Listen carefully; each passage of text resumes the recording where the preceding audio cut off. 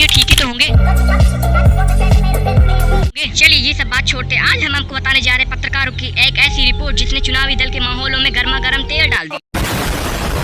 जी हाँ, पत्रकारों ने पूरे इंडिया में एक सर्वे किया जिसके मुताबिक किस पार्टी को कितनी सीट मिलेगी इसका अनुमान लगाया गया है। ये अनुमान काफी हद तक सही हो सकता है। सही बात। आज हम इस वीडियो में आपको किस राज्य से किस पार्टी को कितनी सीटें मिली इस बात का हम आपको मुआयना कराएंगे। अच्छा, हम सारे राज्यों की बात नहीं करेंगे, हम बड़े बड़े राज्यों की ही बात करेंगे जहाँ बीजेपी कांग्रेस को सबसे ज्यादा सीटें मिलने का आशंका रही। मतलब सब ठीक ठाक है, वेरी गुड।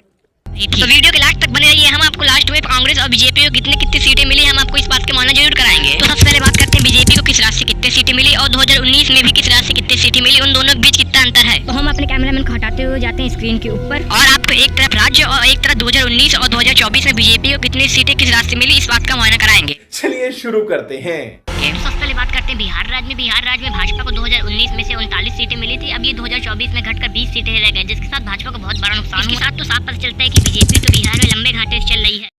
अब बात करते हैं गुजरात की, जहां प्रधानमंत्री नरेंद्र मोदी की सरकार बीजेपी को 2019 में 26 में से 26 सीटें पूरी सीट मिल चुकी थी, जिसके कारण इस साल गुजरात में प्रधानमंत्री मोदी की सरकार बीजेपी को 25 सीटें ही मिल पाएंगी। अब बात करते हैं झारखंड की, जहां पर प्रधानमंत्री नरेंद्र मोदी की सरकार बीजेपी को 2019 में 12 सीटें मिली थी, लेकिन इस साल वह सीटें 7 सीटें ही रह गई हैं। इसके साथ बीजेपी को झारखंड में भी एक घाटा हो रहा है। अब बात करते हैं कर्नाटक की, कर्नाटका में 2019 में बीजेपी को 26 सीटें मिली थी, लेकिन इस साल 17 सीटों का एक बहुत बड़ा घाटा हुआ दिखाई दे रहा है, जिसमें इस साल कर्नाटका में बीजेपी को 9 सीटें ही मिलती हुई दिखाई दे रही है। बात करें केरला राज्य की, तो केरला राज्य में प्रधानमंत्री नरेंद्र मोदी की सरकार बीजेपी को 2019 में 0 सीटें मिली थी और इस साल भी 0 सीटें मिली, जिसके साथ बहुत भयंकर स्थिति है केरला राज्य में बीजेपी की। अब बात करते हैं महाराष्ट्र में 2019 में प्रधानमंत्री नरेंद्र मोदी की सरकार बीजेपी को 36 सीटें मिली थी। अब इस साल ये सीट घटकर 24 ही रह गई है। इसी के साथ महाराष्ट्र प्रधानमंत्री नरेंद्र मोदी की सरकार बीजेपी को एक लंबा तगड़ा घाटा महसूस करने को मिल रहा है। बात करते हैं यूपी की, तो यूपी को 2019 में बीजेपी की सरकार को 64 सीटें मिल रही थी, लेकिन ये सीट घटकर अब 48 सीटें ही रह गई है।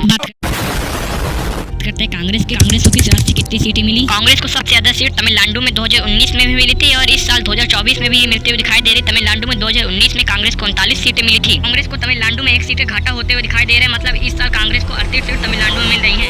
Oh my God! Wow! अब बात करते हैं कांग्रेस और बीजेपी को टोटल कितनी सीटें मिली है। पूरे देश से कांग्रेस और बीजेपी को कितने सीटें मिल रही हैं। कांग्रेस को 2024 के इलेक्शन में 253 सीटें मिल रही हैं और वहीं बीजेपी को 250 सीटें मिलती हुई दिखाई दे रही हैं और वहीं जितनी बाकी सीटें बची वो सब सीटें अदर को मिलती हुई दिखाई दे रही हैं।